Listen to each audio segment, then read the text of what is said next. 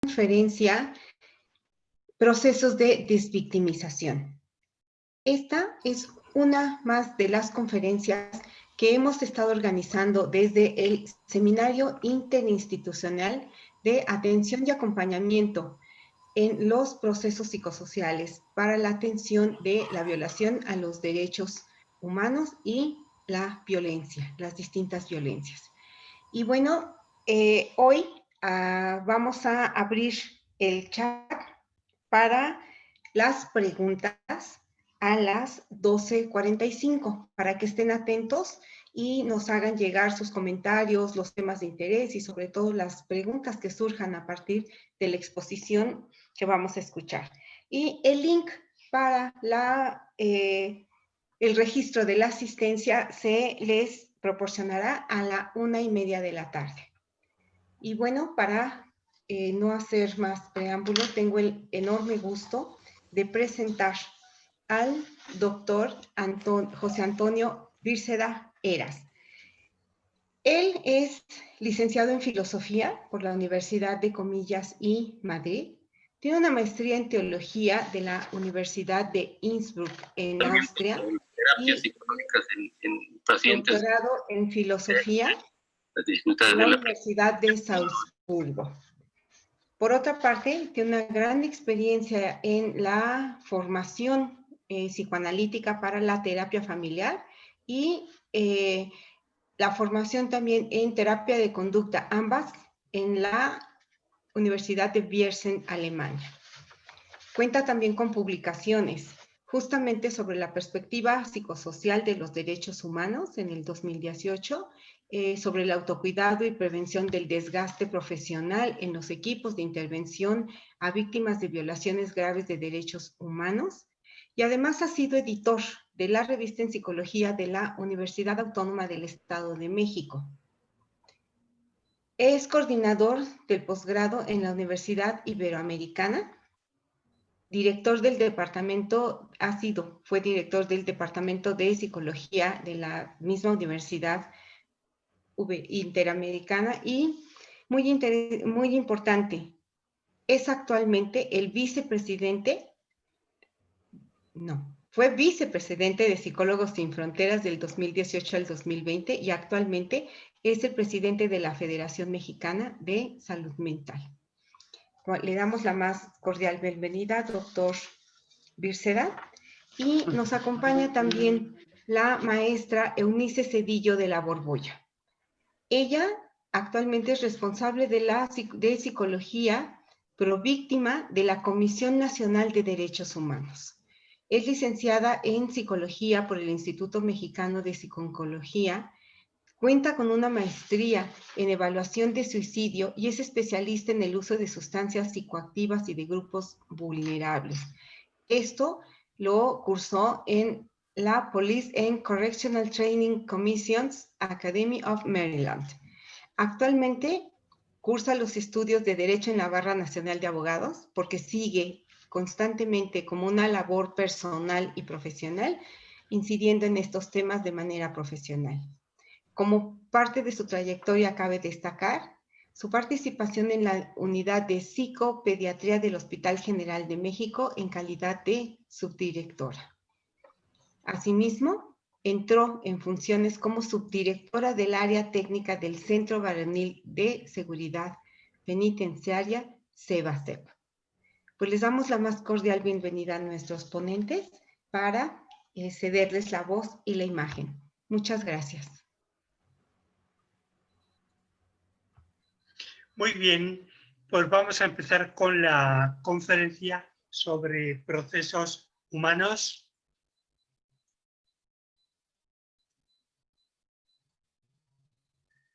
Y empezamos con unas preguntas reflexivas para que vayan pensando un poco al respecto.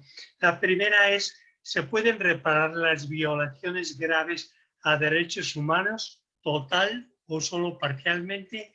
¿Se pueden establecer las condiciones iniciales, aquellas condiciones que estaban antes del suceso traumático? ¿Y se pueden establecer hoy día las condiciones adecuadas para el desarrollo psicosocial de la persona, familia, grupos, comunidad, etcétera. Esta sería la primera pregunta. La segunda pregunta se debe, en primer, eliminar las condiciones sociales, culturales y estructurales que propiciaron la victimización. Lo demás podría ser un parche provisional e ilusorio. ¿Consideran entonces ustedes que lo más importante en la desvictimización es los aspectos psicosociales, culturales, comunitarios y no tanto los psicológicos y personales? ¿O debe ser al revés? ¿O deben ir juntas estas condiciones para poder ayudar a las personas que están en condición de victimización y quieren aspirar a la desvictimización? Bueno, empezamos con una frase de Marcel Proust que dice: el verdadero viaje del aprendizaje consiste no en buscar nuevos paisajes, sino en mirar con nuevos ojos.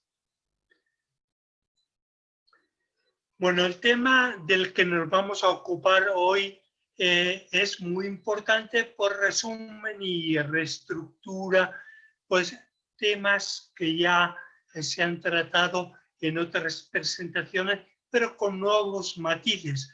Algunos de los conceptos que se han venido exponiendo en otras presentaciones, pues tienen aquí un aspecto importante, puesto que la palabra desvictimización, que suena un poco rara y complicada, hay que ver con la víctima, de lo cual hemos tratado constantemente, pero no con la parte oscura, sino con el aspecto claro y luminoso en caso de que haya este aspecto. Sí, maestra Eunice, ¿quiere tomar la palabra, por favor? Hola, buenos días. Sí, claro que sí, doctor. Muchísimas gracias por este espacio. Y pues bueno, como usted ya dijo y pues bueno, dio la introducción en este sentido, es un tema bastante delicado y bastante, no digamos lo complejo, sino es una parte de desvictimizar a la víctima. Es un tema importante. Y en la lucha estamos, ¿no? La parte de desvictimización es un tema complejo a abordar desde el punto establecido y lo cual se ve cierto es más pasos a seguir desde lo que se pone estructuralmente, ¿no? Entonces aquí es el punto en lo que nosotros vamos a ir dando, a querer dar a entender en muchas situaciones. Una cosa es lo estructural y lo otro es lo real, ¿no? En estas diapositivas vemos que se pueden vislumbrar dos corrientes, una de la desvictimización, al convertirse en la víctima, y la otra desvictimización, el dejar de ser víctima, logrando el equilibrio de estas áreas de la vida. Es un tema complejo que se dice fácil en ponerlo en una diapositiva, pero en este sentido, el llevarlo a cabo, yo creo que es bastante complejo. Yo también empezaría con una pregunta. ¿Realmente hay una desvictimización desde que hay un acto de violación a derechos humanos, en este sentido, a una violación del daño individual, ¿no? Entonces, yo creo que ahí tendríamos que empezar a abarcar en este sentido, desde ese punto. Desde mi experiencia, independientemente que vamos a hablar en unas diapositivas y ver aquí lo que está realmente establecido, es creo que un poco más alejado de la realidad.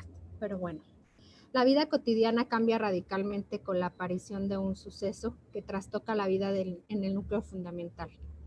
En el transcurrir de la vida diaria aparece una perspectiva insospechada. Cambia al transcurrir de la cotidianidad de manera drástica. Se va concentrando la víctima en el suceso, en el impacto y secuelas, en una forma de ser y actuar que atrapa la existencia total. Se asume el papel de víctima que los demás validan. Esto es desde que nosotros, desde que el individuo o la persona o la víctima en este caso sufre un daño, lo ponemos en un esquema, ¿no? Lo establecemos como tal. Entonces, desde ahí tendríamos que empezar a ver como ciertas cosas desde cómo lo podremos desde desvictimizar. También podríamos hablar de una situación sobrevivientes, que también sería un punto que más adelante lo vamos a tocar con el doctor Bírceda. Y un punto que sí tenemos que ir acotando, ¿no? En esta diapositiva decimos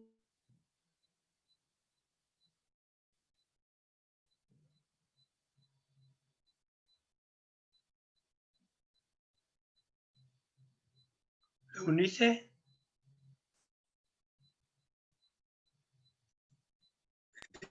Eunice. Tenemos una complicación en cuanto a la conexión de la maestra Eunice. Vamos a esperar un segundito más para que pueda retomar. Si gusta usted continuar, doctor Bírceda. Sí, entonces habíamos visto que había dos corrientes, una la victimización y otra la desvictimización, que pues son complementarias. Los efectos de la victimización, aquí expuestos de manera resumida, pues es un constreñimiento de la vida en una dirección determinada y una ruptura en la continuidad de la vida tal como se venía viviendo antes del acontecimiento victimal. Se rompe el proyecto de vida y es un punto de quiebre en el ciclo vital de la persona, de la familia y de la comunidad. ¿Sigues, Eunice? Bueno, las definiciones relevantes del delito refieren a violaciones de derechos humanos, a esas, cuando hablamos aquí de delitos o de actos victimales, nos referimos a esto. Aunque hay muchas clases de víctimas, algo común a todas es la percepción del sufrimiento injusto. Los efectos del suceso victimal y su impacto pues son múltiples, dependiendo de la gravedad e intensidad del suceso, de la duración, del significado que se le atribuye y de los mecanismos de afrontamiento y de los apoyos sociales. Los efectos aparecen en muchas áreas de la personalidad, en las relaciones interpersonales, en la familia, en la comunidad y en la sociedad. Por eso se puede decir que la vida ya no vuelve a ser la misma, que se puede dividir la vida de una persona en cuanto ha iniciado la condición de víctima como un parteaguas en un antes y un después.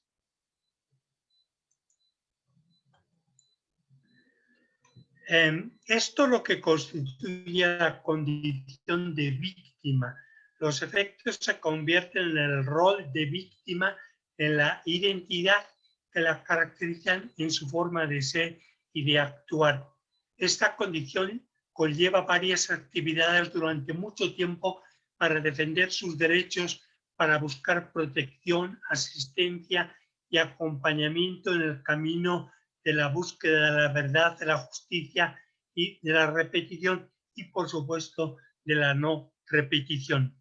Este deambular va acompañado la mayoría de las veces por una cosa que se llama victimización secundaria, que proviene de las organizaciones administrativas, judiciales y asistenciales que se presentan pues acompañando a la víctima. Por ejemplo, algunas de las cosas que mencionamos son los interrogatorios, reconstrucción de los hechos, asistencia a los juicios, identificación de acusados, la lentitud y demora de los procesos, así como los efectos del tratamiento informativo del suceso por parte de los medios de comunicación. Y, por supuesto, que hay que tener en cuenta la victimización secundaria que proviene de la cultura y de las estructuras sociales.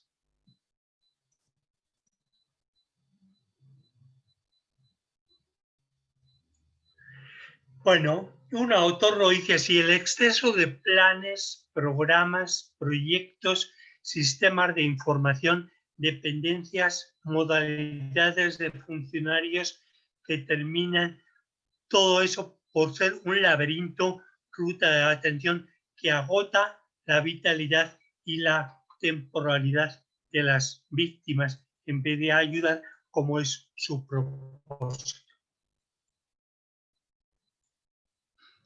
Bueno, la victimología trata de devolver la esperanza a todas aquellas víctimas doloridas y vulnerables, despojadas de su condición humana, e igualmente intenta crear las herramientas imprescindibles para que los profesionales multidisciplinarios en todas las áreas del conocimiento humano puedan aportar lo mejor de sí mismos en aras de que esta ciencia de la razón y del corazón pueda conseguir que la desvictimización se convierta de hecho y por derecho en la realidad cotidiana de cada persona que haya sido victimizada.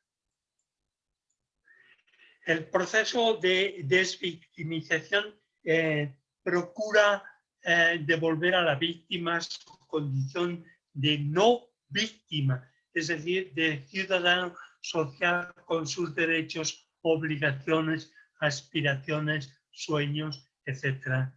No es propiamente un volver a condiciones anteriores, lo cual no se puede realizar en la temporalidad nuestra, sino de emprender un camino distinto, lleno de las posibilidades que antes estaban y permanecían cerradas a las víctimas.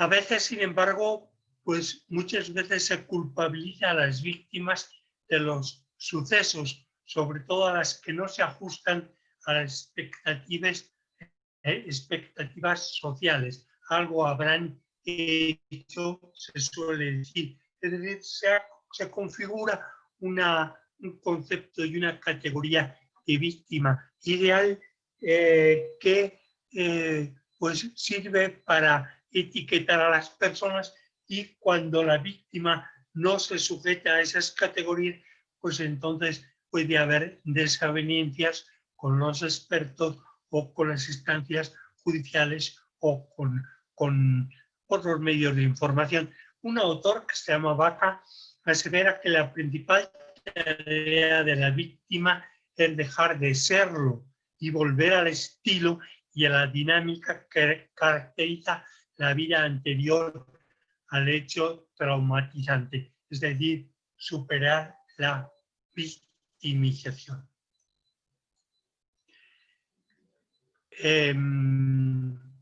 Maestra Eunice, ¿quiere seguir? Me parece ¿No? que está teniendo complicaciones con el internet. Si pudiera apoyarnos a continuarlo. Muchas gracias. Bueno, doctor. entonces continuamos. La experiencia traumática no debe definir a la persona, no debe quedar estancada en la victimización, por lo que se procura que recupere el control de su vida al dejar de ser víctima.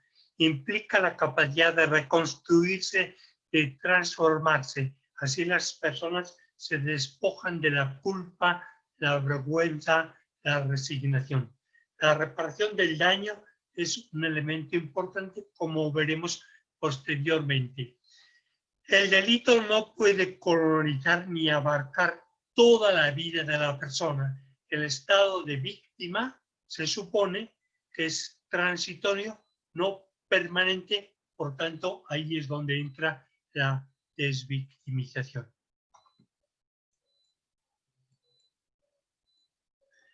Bueno, características de la desvictimización. Entonces la persona, pero aquí es la categoría de víctima de la que hablamos, puede ser una persona, un grupo o una comunidad. Es el agente imprescindible, activo y participativo y cooperativo en el proceso de desvictimización. El proceso se debe realizar desde y con las personas afectadas e involucradas.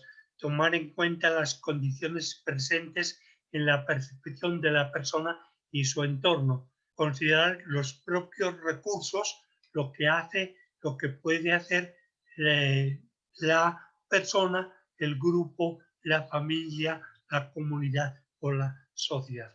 Se debe de considerar el contexto cultural, social e histórico. El punto 4, hay que tomar en cuenta a las personas, como habíamos dicho, al grupo, etcétera, pero diferencialmente, porque las afectaciones son muy distintas dependiendo de la edad, del género, de la cultura, de si son niños o adultos mayores, etcétera, ¿no? No todas las personas son iguales ni siempre son las mismas. 7, no es solo un proceso individual, muchas veces es un proceso colectivo, como ya hemos mencionado. Se involucran muchas personas por la onda expansiva del ser víctima. Se requiere una reintegración social para poder equilibrar la vida de la persona. Y los expertos que colaboran en este proceso no solamente son los expertos psicológicos, los médicos, los abogados, sino que también son los antropólogos, educativos, sociólogos y de muchas otras disciplinas. El proceso de desvictimización puede ser un proceso largo, complejo, lento, pero también puede haber excepciones. No tenemos que creer que tiene que ser complicado y difícil siempre. Lo que sí hay que hacer es respetar el ritmo propio de las personas, grupos, familias y comunidades. Lo importante sería no estigmatizar ni individualizar, tampoco sociologizar ni patologizar en todos los casos y, por supuesto, no de antemano. El reconstruir el poder de la persona y del grupo, reconocer sus competencias y sus necesidades, sus recursos como persona perteneciente a una familia, a un grupo y a una comunidad es uno de los aspectos pues, importantes. En fin, vamos a pasar ahora a un aspecto central de la desvictimización, que es la reparación, que es el aspecto tradicional y más ajustado a las ciencias jurídicas, que proponen que tiene que haber una reparación integral y transformadora. Las medidas de reparación son importantes en la desvictimización. Se supone que cuando se implantan, las personas afectadas vuelven a la condición previa, o sea, previa, anterior al suceso, adquieren sus derechos y ya dejan de ser víctimas, lo cual es, según nuestro punto de vista, una gran ilusión que no es completa verdad. Entonces, la reparación es el aspecto jurídico, la reparación integral, que tiene que ver con la desvictimización, pero no coinciden totalmente. Les vamos a mencionar los aspectos importantes de lo que es la reparación integral. La transformadora implica otros procesos. El primero sería la restitución, que es devolver a la persona a la situación anterior. Se pone interrogaciones porque eso no se puede lograr ni existe. De los derechos humanos incluye, entre otras cosas, pues el restablecimiento de derechos vulnerados, el retorno a su lugar de residencia, la devolución de bienes, el empleo en su caso. La rehabilitación es recuperarse de los traumas y de los daños emocionales que se hayan causado. Entonces aquí interviene la atención médica, psicológica, servicios legales, servicios sociales, para que las personas las comunidades puedan adaptarse a la sociedad. El tercer elemento en la satisfacción se refiere a la verificación de los hechos, al conocimiento público de la verdad, actos de desagravio, las sanciones contra perpetradores, las conmemoraciones y tributos a las víctimas. La indemnización es el cuarto aspecto que se refiere a la reparación económica, monetaria por daños y perjuicios. Incluye tanto daños materiales, físicos como morales, miedo, humillación, estrés, problemas mentales, reputación, etc. Y el último elemento serían las garantías de no repetición, puesto que la reparación de la desvictimización solo tiene sentido si tiene un aspecto preventivo. Pretenden asegurar que las víctimas no vuelvan a ser objeto de violaciones. También requieren reformas judiciales, institucionales, legales, cambios en los cuerpos de seguridad, en su capacitación, en la promoción y el respeto de los derechos humanos para evitar la repetición de las violaciones. El aspecto preventivo es pues de suma importancia, si no pues todo es un malabar de circo que no tiene mucho sentido. Aquí pues nos hacemos una pregunta. ¿Ustedes creen que se han hecho ya todas estas formas y todas estas cuestiones que aparecen en la reparación en el sentido jurídico? La reparación, además de ser integral, tiene que ser transformadora de las condiciones sociales que provocaron la victimización. Esto lo dijo ya la especialista Gómez, que tuvo una conferencia el año pasado, en lo que, si se recuerda a algunos, la palabra reparación transformadora era esencial. Ninguna víctima puede ser reducida a su sufrimiento.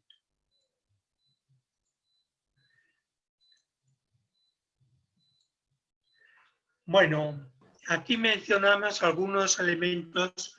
Eunice, ¿estás ya preparada? ¿No? Bueno, algunos elementos. ¿Ya? ¿Quieres continuar, por favor? Claro que sí, doctor. Entonces comienza con esta lámina, por favor. Esta parte de la situación técnica que ahora es muy impersonal, ¿no? Que estamos acostumbrados en esta parte complicada, pero bueno, ya estamos aquí. Mil disculpas. En este sentido, pues bueno, estamos con la lámina 32, que es los elementos favorecedores de la desvictimización. Elementos personales, psicológicos, forma eficiente de afrontamiento, capacidad de resistencia, autoestima, optimismo, flexibilidad, autocontrol emocional, siendo de vida altruista. Elementos sociales, redes de apoyos familiares, grupales y comunitarias, más elementos culturales, superioridad moral, creyéndose superiores a victimarios. Bueno, aquí esta parte es lo que explicaba el doctor Bírceda, ¿no? Los elementos que favorecen a una desvictimización, para una desvictimización. ¿Podemos pasar la siguiente diapositiva, doctor, por favor? Sí. Gracias. Resiliencia, ¿no? Recursos, progreso. Es uno de los factores en los que las personas, pues nosotros tratamos de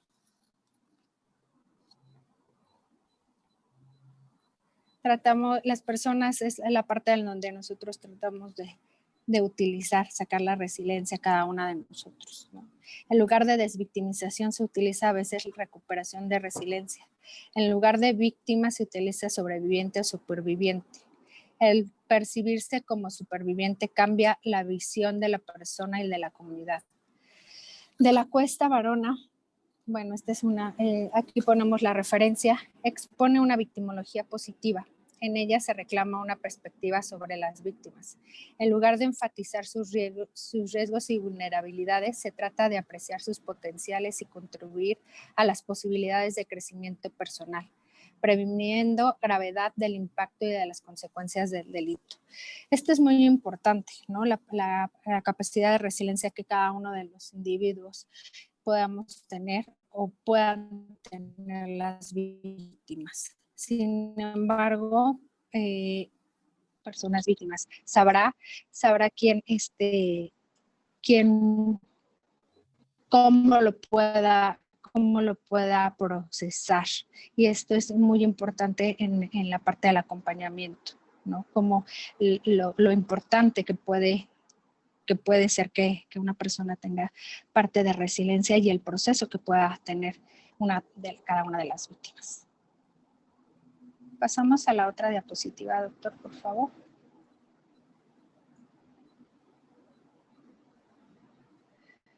La resiliencia tiene 3 fundamentos: la persona y la personalidad resistente, el ambiente rico en sus recursos y el crecimiento postraumático. Aquí, pues bueno, nos enfoca y nos da los 3 elementos de la resiliencia. La persona pues puede ser resistente a muchas cosas independientemente del suceso que haya obtenido. Se dice que el cambio de víctima a sobreviviente es un cambio de nombre.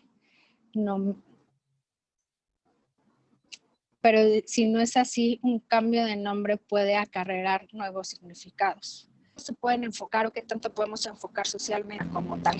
Aquí sería como un punto a reflexionar en este sentido. ¿Cómo tendría que ser o cómo podríamos para poder en un proceso de desvictimizar, cuál sería lo adecuado, ¿no? Seguimos con la resiliencia, fortaleza interna frente a la adversidad, inesperadas para las mismas víctimas. Esta característica concuerda con la resistencia victimal de muchos autores y con el crecimiento postraumático. Rabia, ira, enojo, deseo de justicia, venganza, compromiso con actividades de ayudar a otras víctimas en situaciones parecidas, por ejemplo, donaciones, fundaciones, asociaciones. En este sentido, pues hay muchos compromisos que debemos tener y muchos compromisos que la red de apoyo, ¿no?, de otras víctimas que se van tejiendo se da, pero ¿qué pasa con la parte del Estado?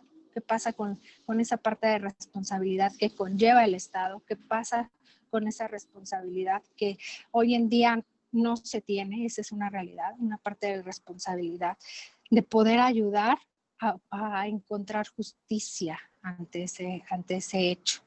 La parte del apoyo que se establece en un acompañante o en los acompañantes, en los colectivos, en estas redes de apoyo que se van encontrando, esas son las que hoy en día están fortaleciendo a cada de las víctimas que hay en México, que son bastantes, ¿no? Entonces, aquí es empezar a enfocarnos en ese sentido y de establecer que también el Estado tiene mucho compromiso en esta parte de coadyuvar para que se haga justicia y que se tenga una fortaleza en este sentido, ¿no? Cambiamos de diapositiva, doctor, por favor. Sí.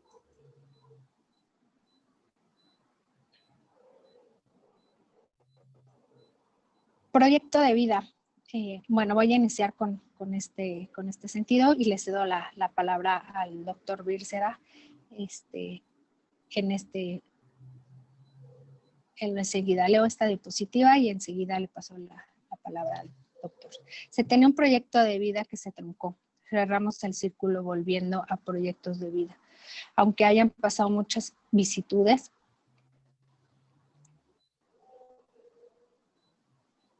y no sea en realidad el mismo proyecto que se dañó. Restaurar el sentido básico de seguridad y de confianza, recobrar el sentido de la vida, la continuidad de la vida desde el pasado, el presente y proyectando un futuro. Se adquiere una nueva identidad, nueva, simplemente una identidad que enlaza con un pasado remoto, quizás olvidando y recuperando, aunque a veces es difícil, con algo que presente remodelado también y se proyecta un futuro empoderado en anhelos de sueños, de esperanzas que aún no están aquí. Esto es un proyecto de vida que, bueno, esta es como la parte del deber ser, ¿no? El cómo tendría, ¿realmente se puede? ¿Realmente aquí sé que se abrirían estas preguntas? ¿Realmente se puede establecer desde olvidar el pasado? ¿No? ¿Realmente se puede reivindicar todo este daño? También ahí podríamos ver si realmente se puede olvidar el suceso, ¿no? Le cedo la palabra, doctor.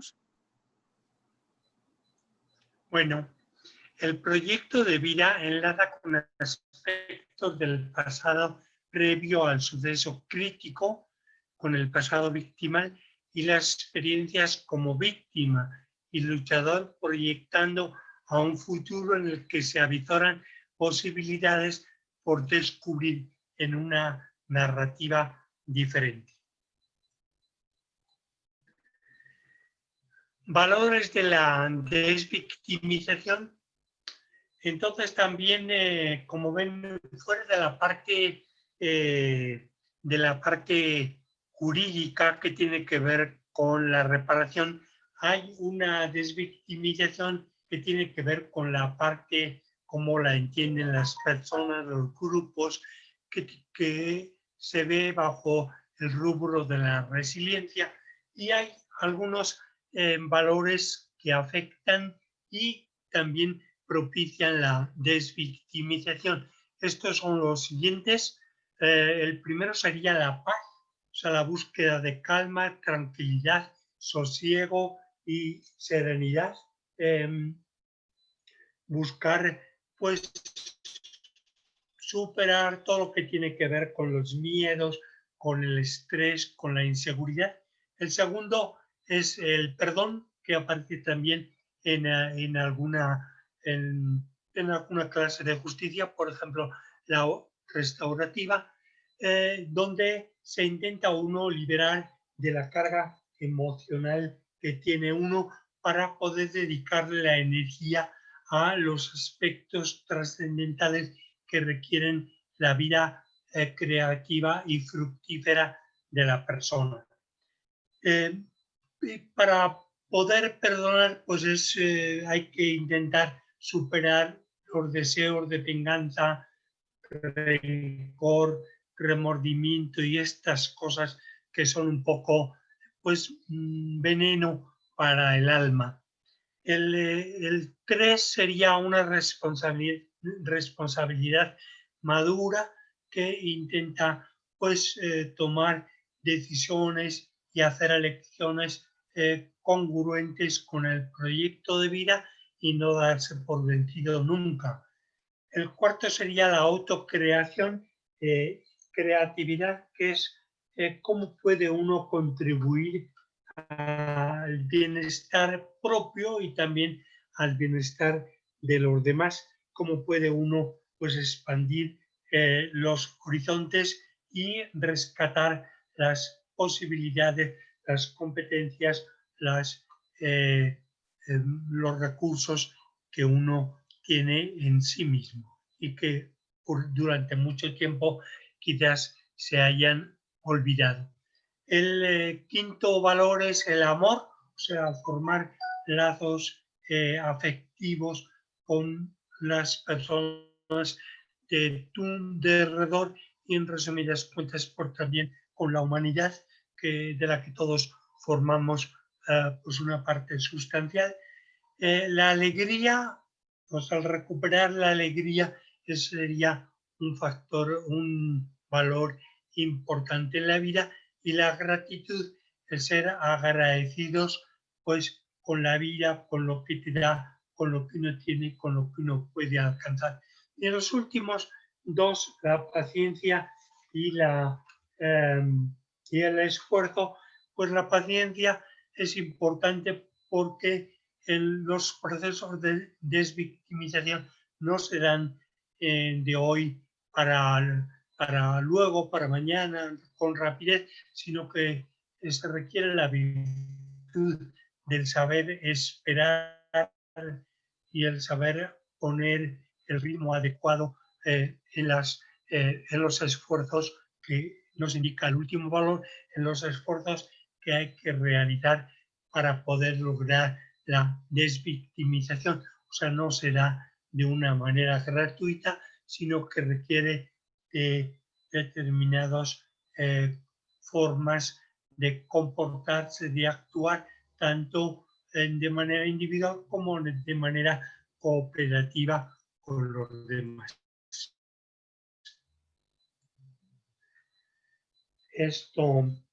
Bueno, el proyecto de vida, aquí les menciono una frase de una autora muy famosa que se llama Nussbaum y que retomaremos pues posteriormente. Dice: los ciudadanos democráticos responsables que cultivan su humanidad necesitan la habilidad de contemplarse no simplemente como ciudadanos de alguna región local o de un grupo determinado, sino también y sobre todo como seres humanos unidos a todos los demás por lazos humanos de reconocimiento y de cuidado. Esto es lo que después retomaremos nosotros.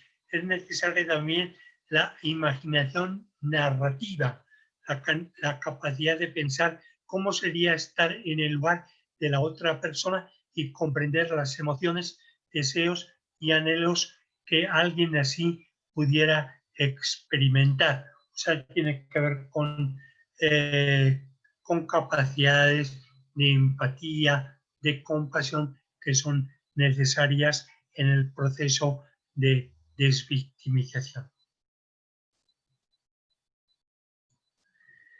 Bueno, una forma concreta para hacer la desvictimización desde el punto de vista de la resiliencia y del proyecto de vida sería intentar restaurar los elementos básicos de la convivencia de seres humanos dentro de una sociedad, cosa que se pierde con la violencia y la violación a los derechos humanos, como sería la confianza, el respeto, la dignidad, la esperanza, la predecibilidad, el perdón, anclar el mal en el pasado, las relaciones sanas, el compromiso y la cooperación, por mencionar algunos elementos básicos que suelen estar rotos, se han rotos y hay que volver a restaurar en la persona y también en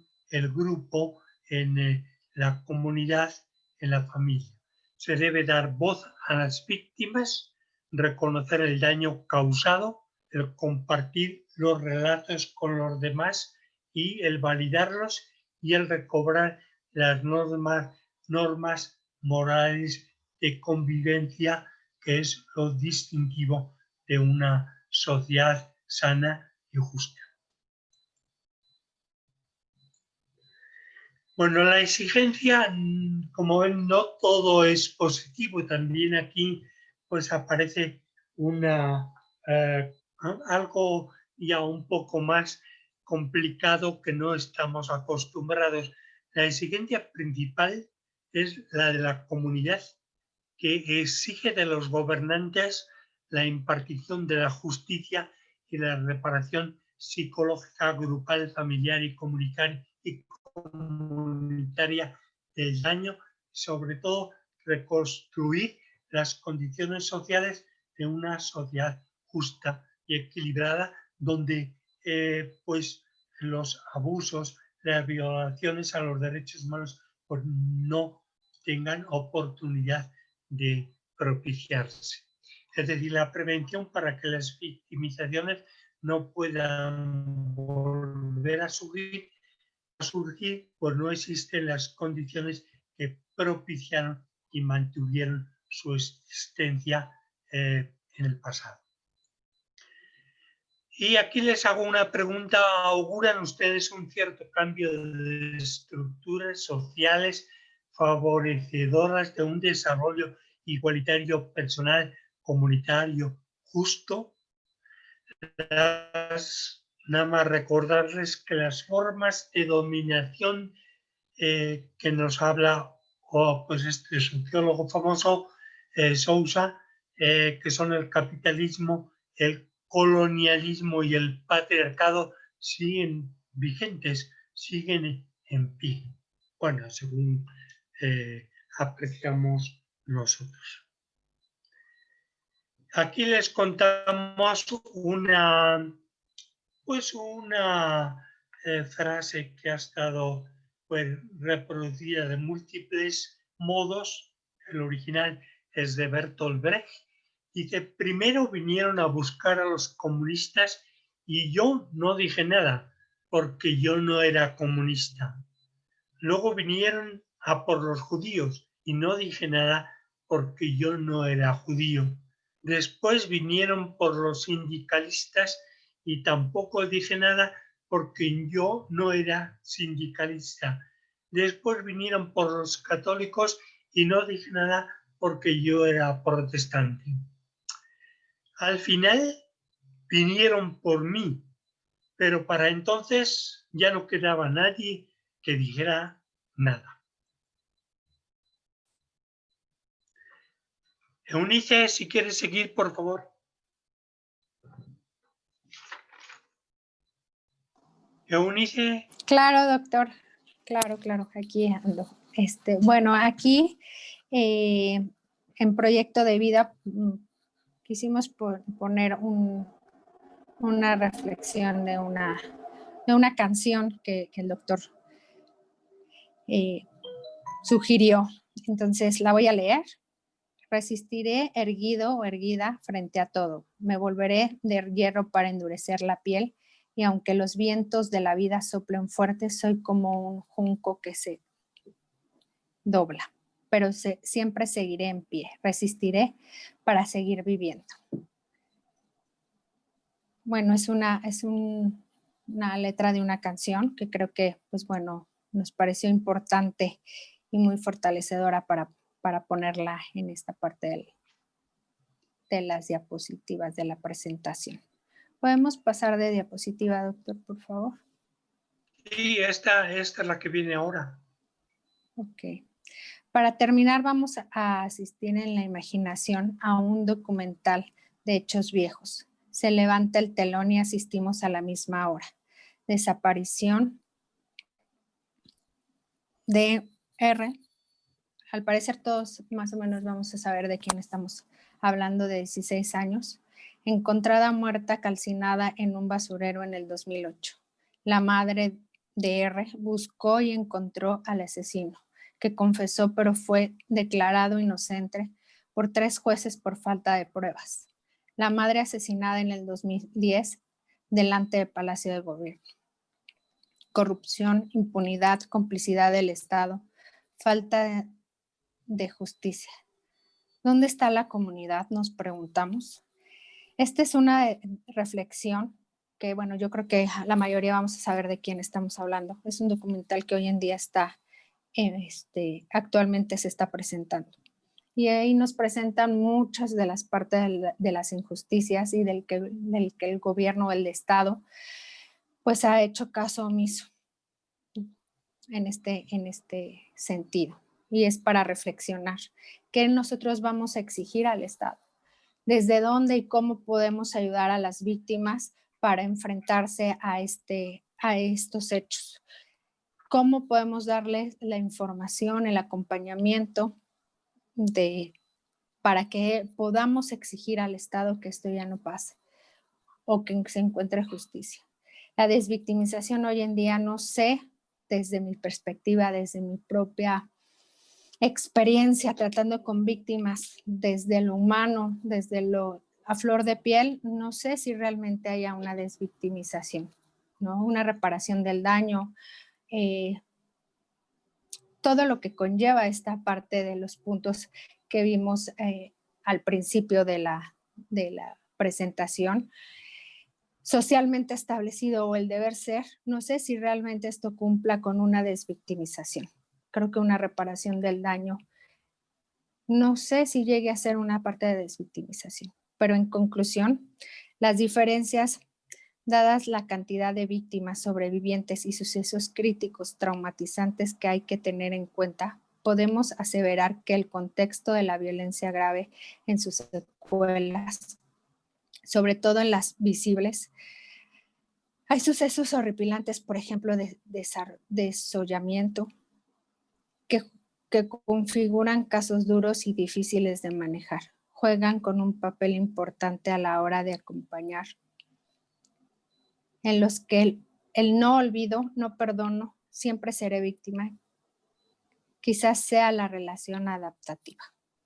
No lo sabemos, lo dejamos como abierto, ¿no? No sabemos a partir cómo se podrá realmente desvictimizar a alguien que ha tenido un hecho doloroso y de violación a derechos humanos.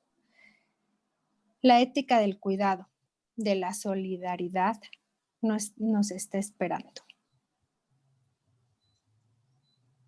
Pues bueno, estas son partes de lo que nosotros quisimos dar a conocer en la parte de desvictimización en esta presentación. ¿Realmente hay una desvictimización?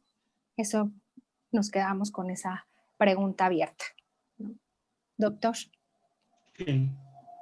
Bueno, pues yo lo que voy a decir ahora no lo oigo de oídas, sino porque lo he visto en las presentaciones anteriores. He visto que había gente aquí muy competente, con mucha experiencia, que hacían muchas preguntas significativas e importantes, y eso es lo que esperamos ahora de ustedes, que nos planteen sus preguntas, sus dudas y todo lo que los comentarios que quieran decir para enriquecer la presentación y sobre todo pues enriquecer nuestra vida en favor de la desvictimización, de la resiliencia de las personas afectadas por alguna violación a derechos humanos. Gracias.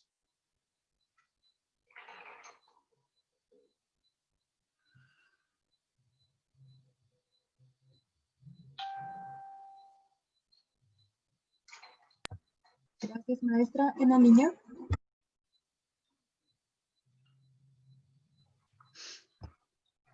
Muchísimas gracias. Me parece que ha sido una presentación muy, muy interesante y sobre todo muy impactante. No solamente porque nos plantea la problemática derivada de la victimización y las dos líneas de trabajo, ¿no? En términos de la reparación y la restauración. Me parece que esta parte de acotar los elementos propios de la resiliencia, pues nos dan opciones. Y dentro de esas opciones, pues está el ceder la voz para preguntas de nuestra audiencia. Déjenme ver si...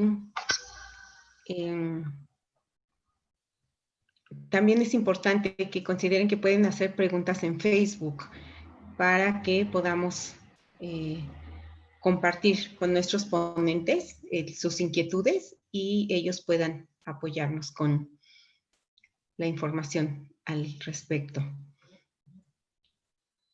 Si hay alguien que pueda... tiene levantada la mano, vamos a reactivar su micrófono. Gracias.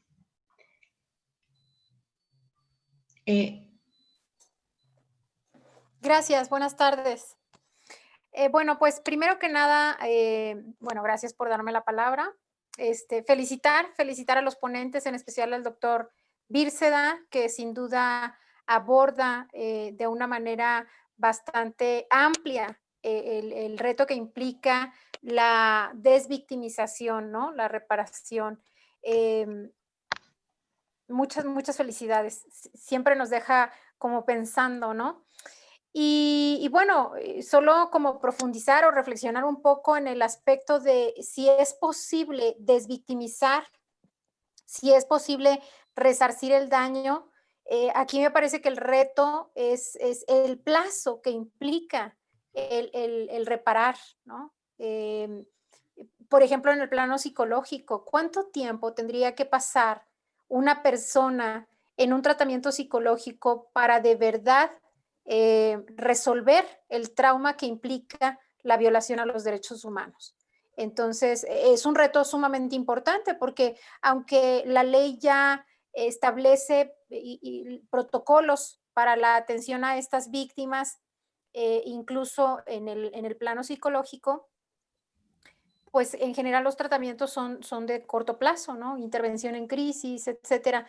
Y es muy probable que la salud mental realmente se recupere a más largo plazo y que además en la generalidad pues se atiende a la víctima directa, pero que como lo decía el doctor Bírceda, las víctimas también son quienes están en el contexto familiar y comunitario. Son víctimas indirectas, pero que al final del día trasciende hacia su salud mental estas violaciones, ¿no? Entonces ahí me parece que es un reto muy, muy importante y que habría que considerarse eso. ¿Cuál es el plazo que se requiere para restablecer, en este caso, la salud mental? Y no solo la salud mental de la víctima directa, sino de las víctimas indirectas. Esa sería mi participación. Sí, me parece pues muy buena tu comentario, porque efectivamente esto de la desvictimización pues es un reto y en realidad pues, luego implica pues mucho tiempo de espera y para poder ir solucionando las cosas, sobre todo si tenemos en cuenta que pues se requiere un grupo, un equipo interdisciplinario, porque son muchos los niveles.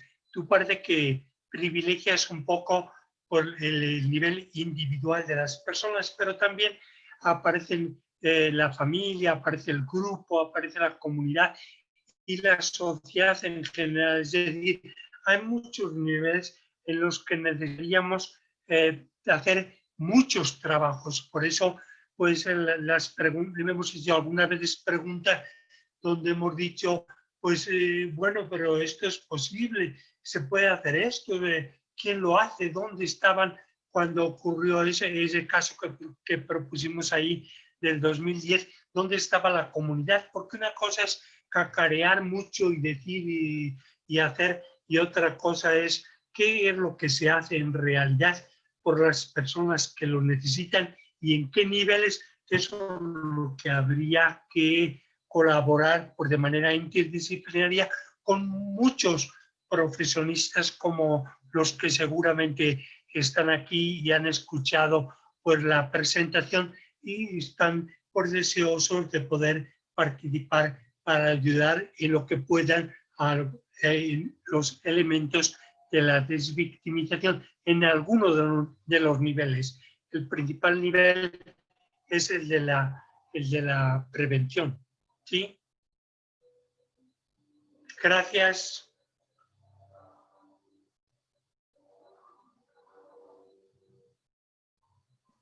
Muchas gracias. ¿Alguien más desea participar? Por favor, para ver si hay alguna mano levantada. Hoy tenemos la oportunidad de tener el micrófono abierto para ustedes, además de las preguntas que puedan realizar por el Facebook. Bueno, me parece entonces relevante, doctor, y sobre todo Eunice, tú que nos planteaste, ¿no? La resiliencia como un factor de protección, un factor que nos permitiría que las personas puedan concretar un proyecto de vida. Me parecería muy importante poder resaltar los elementos, los 3 elementos que mencionaste, Eunice, sobre la resiliencia, ¿no? Y cómo se realiza la activación de estos elementos cuando estamos ya en la atención de las víctimas de estas violaciones a sus derechos humanos. Gracias, Ena. Sí, efectivamente, es importantísimo resaltar esta parte. La resiliencia es de cada individuo, ¿no? Cómo lo llevamos a partir del suceso. Es bien importante tocar el tema de la resiliencia y mucho más allá de que cada individuo tiene su proceso y la resiliencia cada quien la maneja bajo cada individuo. No puede hacer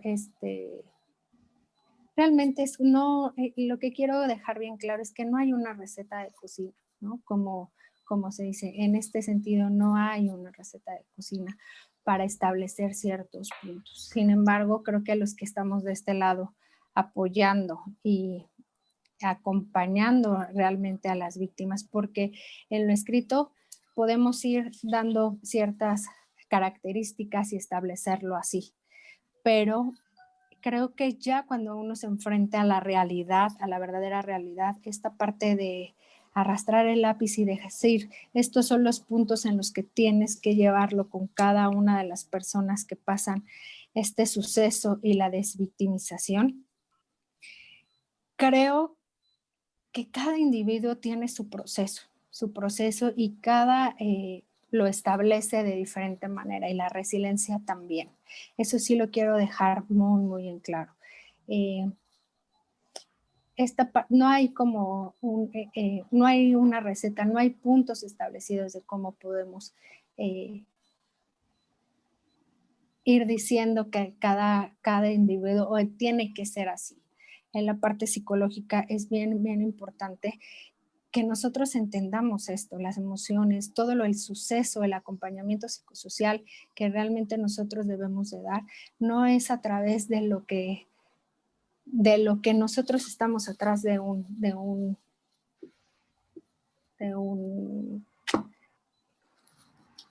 escritorio, sino realmente vivirlo, empatizarlo, humanizarlo.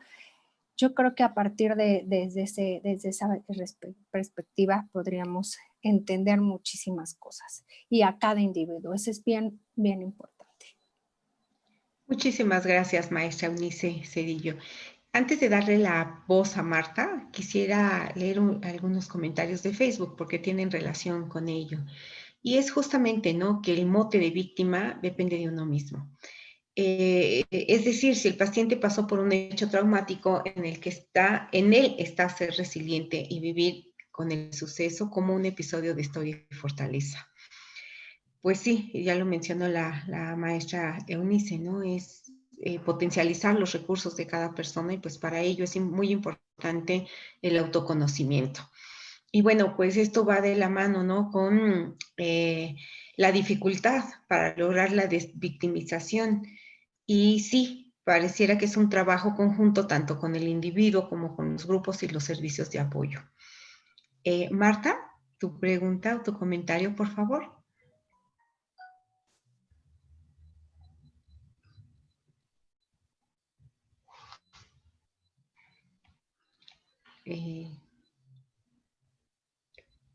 Nada más aparece como Marta con la mano levantada. Hola. Gracias. Hola. Sí, hola, muy buenas tardes y felicidades a las personas que asistieron a la ponencia. Muchísimas gracias. Yo tengo una duda. En la parte terapéutica, me dio muchas claves ahorita cuando dicen que hay que integrar al proyecto de vida cuestiones que sean predecibles, los valores, ¿no? La parte de la dignidad, la esperanza y el perdón. Pero, por ejemplo, ¿qué cosas podemos sugerir o empezar a hacer, sobre todo para estas cuestiones de la predictibilidad, la confianza, el perdón? No sé si tengan alguna sugerencia o ya han aplicado este tipo de actividades a otros pacientes y qué es lo que los pacientes han propuesto para trabajar estos valores, estas conductas, y que yo creo que son fundamentales, o al menos para mí es lo más importante que me llevo en la presentación. Muchas gracias. Sí. Muy bien, Marta, te agradezco pues tu comentario, que es muy pertinente. Bueno, nosotros hemos resumido en pocas palabras lo que habría que hacer, pero es en realidad un asunto muy complejo porque tiene dos partes, como ya hemos dicho. Una sería la parte de la reparación, que tiene que ver con el ser víctima e intentar repararlo, etcétera. Y la parte de la resiliencia es un aspecto completamente distinto que no se enfoca tanto en el pasado, sino en el futuro, en las posibilidades que hay. Por eso lo unimos a la formación de un proyecto de vida.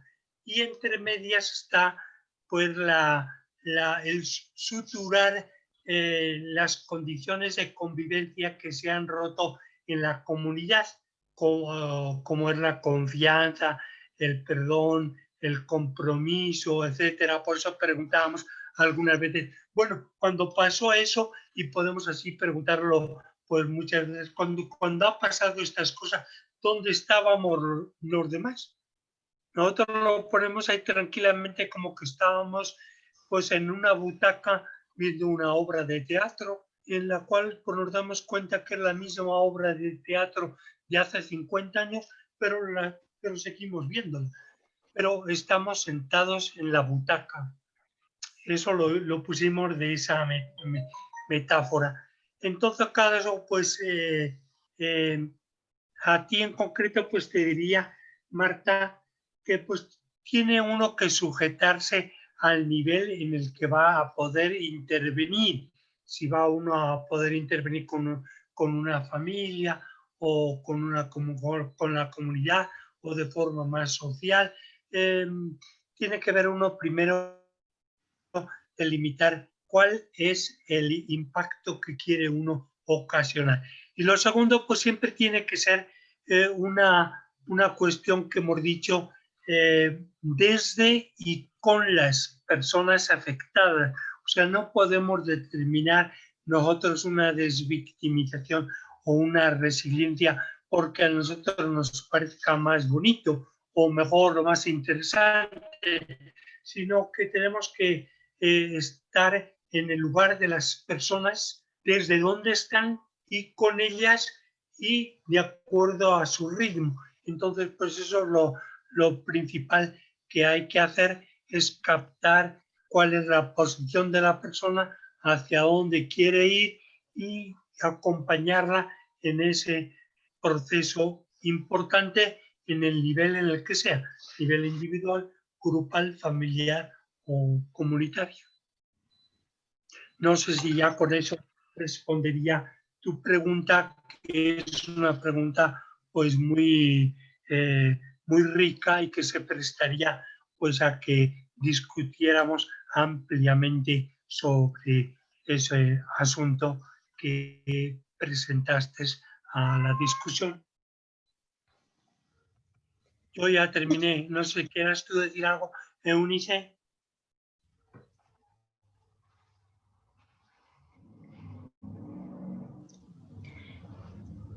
Bueno, pues sí, efectivamente, como dice el doctor Bírceda, desde este sentido, ¿no? De llevar cada proceso,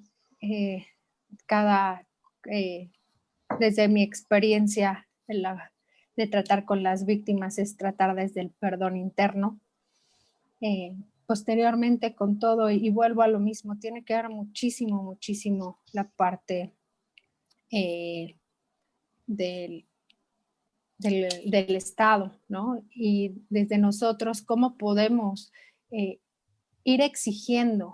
No lo que nos tienen que dar ni estar pidiendo algo que no es nuestro, no es el derecho de cada víctima, sino desde saber cuáles son nuestros derechos y desde ahí empezar a emprender y darle todas las herramientas a las víctimas para poder exigir una verdadera justicia y a partir de eso empezar tal vez a ver si cada una de ellas se puede desvictimizar.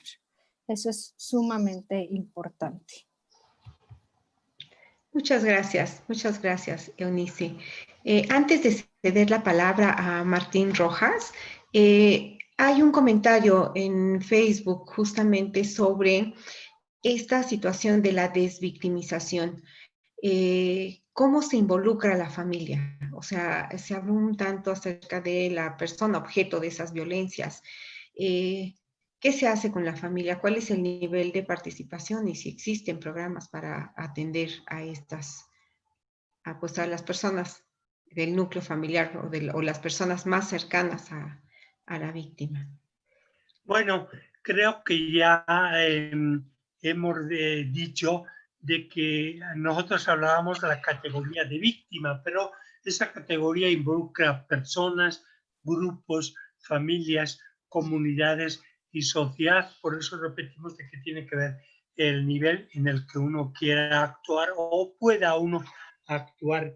Pero la familia es una, en el ejemplo este que pusimos de Rubí del 2008 y del 2010, pues está claro que, por ejemplo, pues la hija es asesinada, la madre es asesinada, también es asesinado algún otro familiar. Entonces, pues no hay que ser, no hay que buscar mucho. Yo el otro día escuché por lo que decían el director de ese documental y la familia colaboró con muchas ganas en el proyecto, a pesar de que era un proyecto que exponía por las cosas de la familia. Es decir, la familia casi siempre está dispuesta porque son las víctimas secundarias cuando la víctima primaria ha sido un hijo, el esposo o alguien de eso. Entonces, la familia es la más interesada, como lo podemos ver en los 44 de Ayotzinapa y en muchas otras situaciones que hemos vivido. La familia es la que está más dispuesta siempre pues, a preparar pues, la reparación, exigir la reparación, exigir la verdad, la justicia y la reparación a nivel general y también a nivel particular, pues lograr una paz interior que pueda hacer posible que puedan dedicar su energía a los proyectos vitales que todavía tenga la familia o que pueda construir en el futuro, ¿no? Muchas gracias, doctor Bírcera. Martín Rojas, por favor, tu comentario o pregunta.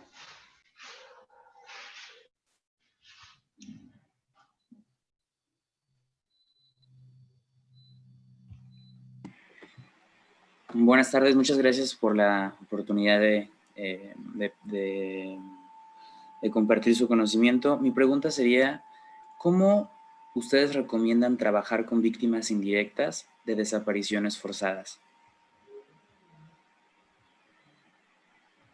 Bueno, pues ese es una de las lacras que tenemos aquí en nuestro país. Entonces, ¿cómo se trabaja con las víctimas indirectas? A mí parece que las personas involucradas en desapariciones forzadas es pues una violación muy grave a los derechos humanos y en especial pues a los derechos de la familia y de las personas.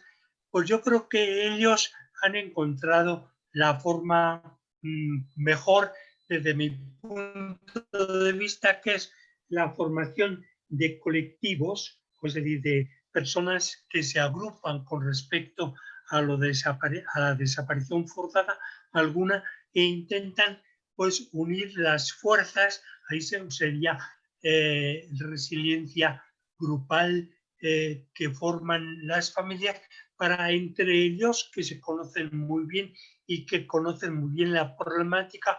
Muchas veces los expertos son los que no conocemos tan bien la problemática, pues ellos procuran con la unión, la solidaridad y el cuidado de unos a otros formar un frente en el que puedan seguir reivindicando sus demandas y pues también sanando sus heridas en el caso de que las haya. Yo creo que ese es el mecanismo principal.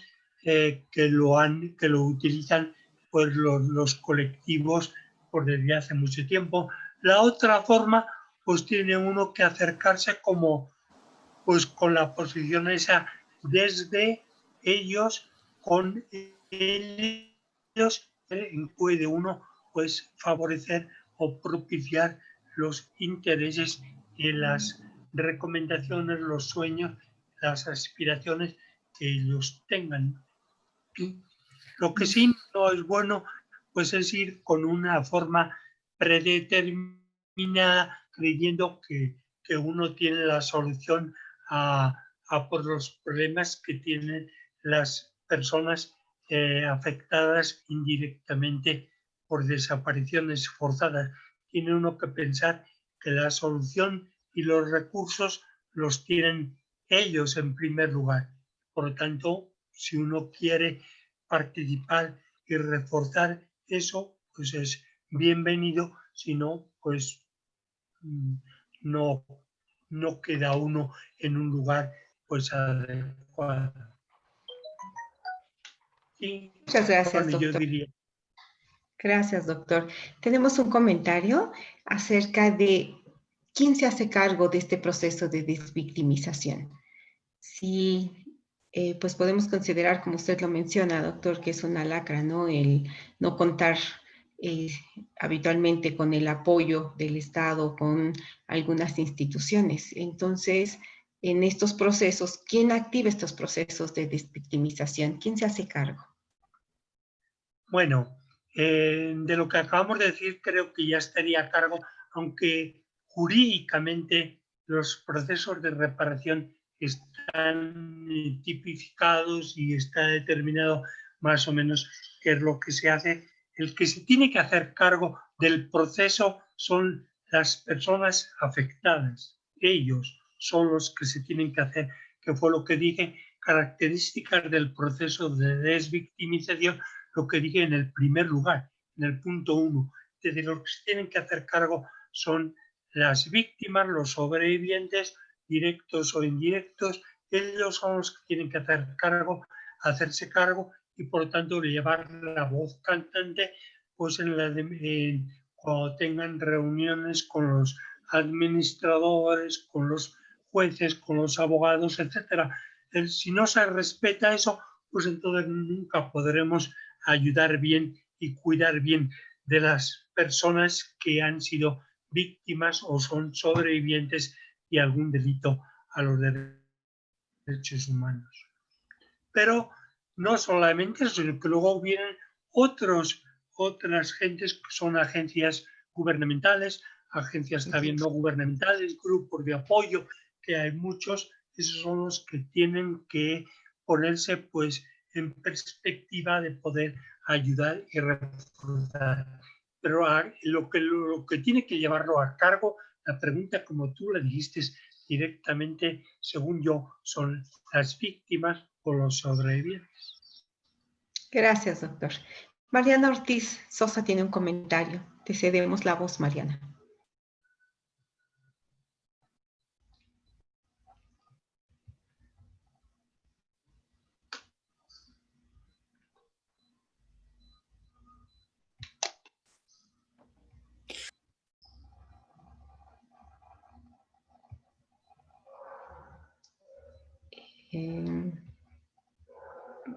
Mariana, ¿sigues interesada en participar? Si no, bueno, pues vamos a ver. ¿Me escuchan? Sí, lo escuchamos. Hola, buenas tardes. Creo que era mi audio. Muchas felicidades a cada uno de los ponentes, la verdad muy interesante. Yo únicamente para preguntar un poquito, por ejemplo, en el caso de las personas que son víctimas de tortura, muchas de ellas pues les toca llegar a cerezos, a fiscalías. Y bueno, en ese caso, por ejemplo, ¿cómo se trabaja pues este proceso, ¿no? Porque a lo mejor de manera indirecta están en convivencia con personas que precisamente les pudieran dar como de alguna forma, pues la representación, ¿no? A lo mejor de alguna, de los que fueron sus víctimas, sus agresores, y por ejemplo en este caso, cómo se podría trabajar incluso hasta un proyecto de vida, ¿no? O sea, con personas que pues están torturadas, están así, bueno, viven ese proceso y por otro lado están en sistemas penitenciarios. Entonces, más que nada, pues esa es mi duda. Sí, bueno, Mariana, si te entendí bien, pues pones un asunto complejo, alguien que ha sido torturado y además está en una situación pues, de arresto penitenciario, ¿no? Entonces tiene pues, una doble carga en sí mismo. Pero lo que no entendí es si él era parte de los victimarios o es víctima. Eso es lo que no entendí, porque pues sería muy distinto. En todo caso, pues siempre hay que ayudar a todas las personas estén en la condición que estén, porque son seres humanos con los cuales, como dijimos antes, necesitamos mantener lazos productivos a futuro. Entonces, si ellos son torturados y están también en la cárcel, que también son victimarios, pues es una situación pues difícil de resolver. Primero, desde el punto de vista que hablamos nosotros, de que hay que partir de las personas, pues hay que ver si si las personas manifiestan algo de resentimiento de lo que han hecho, o si están dispuestos a perdonar o a pedir perdón, esas cosas que son fundamentales en relación con las víctimas, ¿sí? No sé si lo entendí bien. De todas maneras, las dos cosas pues son ya de por sí cada una complicada.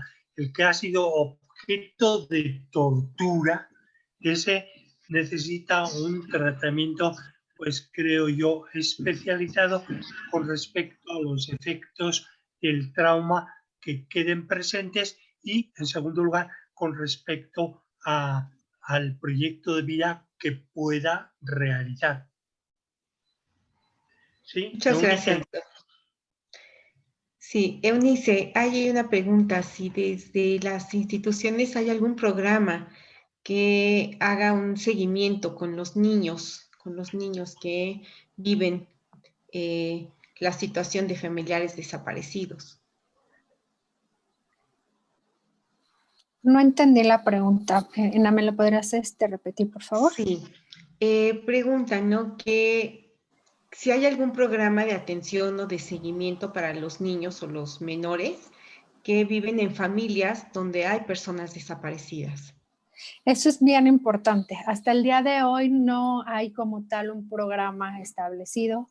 En el 2019, a finales del 2019, eso era lo que se trataba en una mesa de trabajo en la Fiscalía especializada de personas desaparecidas. E incluso en una mesa de trabajo en Saltillo que estuvimos, era cómo se trataban las familias, ¿no? Que tuvieran menores de esta edad, incluso los que quedaban totalmente desamparados porque ambos padres están desaparecidos y quedan a cargo de la familia, ya sea abuelos, tíos, primos, etcétera. Como tal, no hay, creo que esa es una muy buena pregunta y para ponerlo en la mesa, no hay como un programa establecido para estos menores. A lo donde nos podemos acercar a ellos, pues es la parte del DIF de cada estado, de la Comisión Ejecutiva, Ejecutiva de Atención a Víctimas, que es la que debe dar como toda esta parte integral, ¿no? Desde pues la reparación, ¿no? La reparación, hay una reparación. Entonces, es bien importante ese sentido. No coadyuvamos, porque eso es lo que hacemos cuando nos encontramos en este sentido con un caso así, coadyuvamos en encontrar con unas ACEs incluso o con el DIF en este sentido para darle los mejores servicios al menor en este caso. Pero como tal, no hay uno. En la mesa de trabajo de Saltillo, recuerdo bien, se tocó ese tema y creo que es un punto importante y que no se ha visibilizado desde los menores, ¿no? Se da como la parte más en los adultos, pero como en menores no tenemos como tal un programa.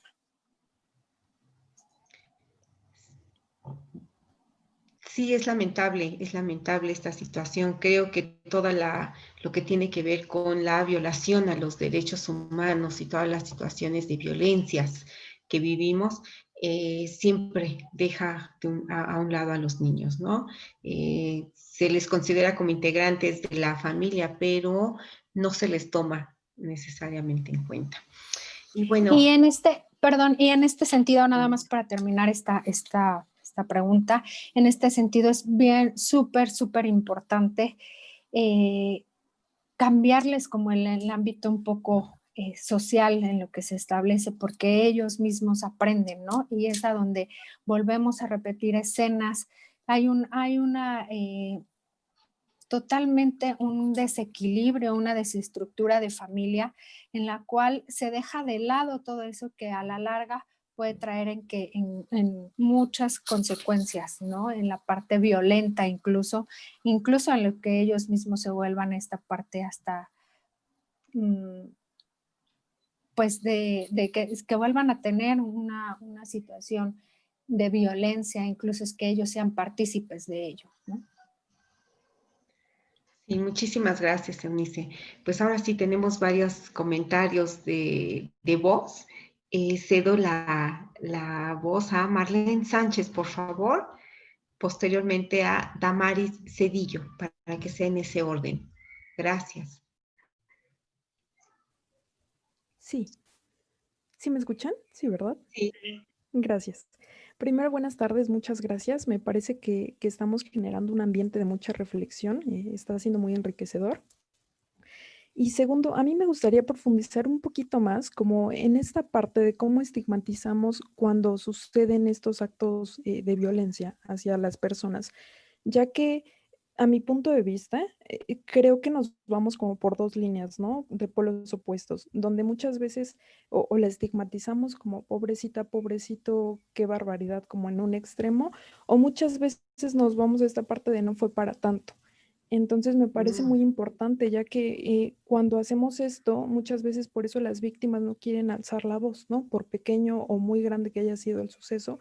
Entonces, a veces, ¿cómo podemos quitarnos como estas ideas y a veces no estamos preparados para reaccionar ante estas situaciones cuando alguien nos tiene como este tipo de confianza o nos enteramos de alguien que pasó por este tipo de sucesos? Ya hablamos un poquito de esta parte donde podemos apoyar desde diferentes ámbitos, pero yo creo que a veces no sabemos cómo, por muy simple que parezca muchas veces como la pregunta. No sé si me explico.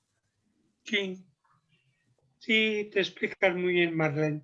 Creo que dijiste algo importante que nosotros mencionamos un poquito, de que algunas veces las víctimas son estigmatizadas, como tú dices, ay, pobrecita, o no es para tanto, o peor todavía, cuando se les culpabiliza, que dice, bueno, pero ¿qué estaría haciendo esa persona en tal sitio para que haya pasado eso? Es la culpa a ti todavía.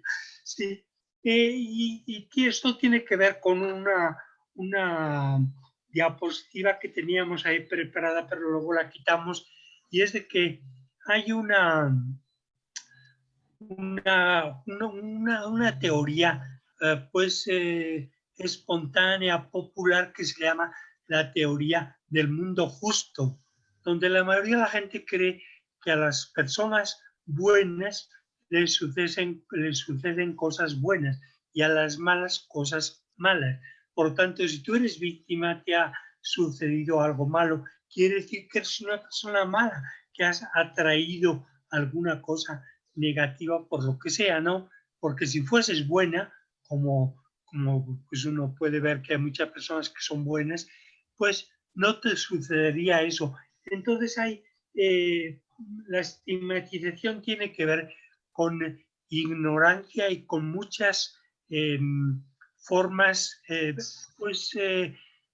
muchas formas de pensar que no son adecuadas y son incorrectas, y por tanto pues tendría uno que prestar atención a esas creencias disfuncionales y por, como dicen los cognitivo-conductuales, pues cambiarlas por creencias que sean un poco más adecuadas a la realidad y no tengan tanto que ver con culpabilizar a alguien, sobre todo sin ninguna razón.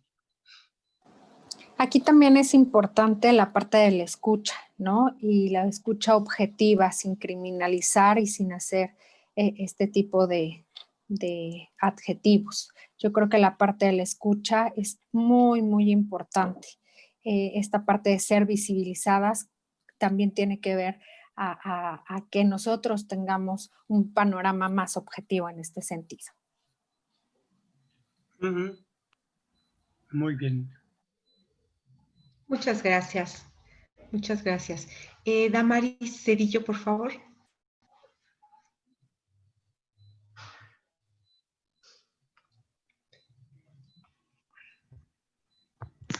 Buenas tardes, muchas gracias. De acuerdo a la experiencia que tengo en mi ámbito legal, es decir, mi experiencia es como abogada, no hemos notado que sí, efectivamente, en los procesos, la autoridad, inclusive nosotros como profesionistas, llegamos a ser catalogados como parte de la revictimización, pero a veces no nos damos cuenta o cómo podemos apoyar cuando estamos viendo que la revictimización viene o nace de la propia familia y la resiliencia no la puede lograr la víctima por esa misma revictimización en casa. Sí, pero ¿cuál es tu pregunta? ¿Qué podemos hacer? O sea, en todos los ámbitos, ¿cuál sería el proceso en el que no solo la víctima tiene que lograr la resiliencia, sino hacer la conciencia del familiar de que está siendo parte de la revictimización de quien ya pasó por todo esto? Sí. Ya. Muy bien, Damaris, me parece correcto. Bueno, como habíamos dicho, la desvictimización tiene que ver como proceso que regula y pone pues un poco en entredicho los procesos de revictimización secundaria, provengan de donde provengan. Entonces la revictimización secundaria es un mal congénito, no solamente por de las instituciones, sino también, como tú dices, de las propias, puede darse también dentro de las familias, o también hay también dentro de la persona. Hay algunos autores de tu ámbito, abogados, que mencionan que hay una autovictimización, es decir, que hay un proceso de victimización propio, donde hay una parte en uno mismo que lucha, o no lucha, pero muchas veces revictimiza a sí mismo, ¿sí? Y por lo tanto, pues también hay un proceso parecido que se llama el proceso de autodesvictimización, cuando la revictimización proviene de personas cercanas a la víctima, y por lo tanto, pues entonces es más difícil de defenderse, como tú dices, y más difícil de fortalecer la resiliencia porque el enemigo le tienes cerca. Entonces, pues sí, habría que trabajar, pues creo yo, con la principal forma, que es la psicoeducación, es decir, educar pues en forma en la que uno intente comprender a las víctimas, y por tanto también que uno sea parte de prácticas que puedan revictimizar a las que ya son víctimas, o sea que no tienen mucho sentido. Sin embargo, lo hacemos constantemente. Entonces, con psicoeducación, tanto en los grupos como en las familias, como en la sociedad en general. Y como había dicho antes Eunice, pues un remedio consiste en sabernos escuchar y saber compartir los relatos de las víctimas desde una posición de cercanía, no desde una posición, como yo mencioné antes, desde la butaca donde yo estoy viendo algo que pasa y no me afecta a mí. No, sino de la cercanía con personas humanas que han sufrido una catástrofe y tienen necesidades, por tanto necesitan el apoyo de uno. Es decir, tenemos que cambiar nuestra posición y nuestra perspectiva de las cosas. Aquí también algo súper importante es, una cosa es el deber ser y otro lo que se puede hacer.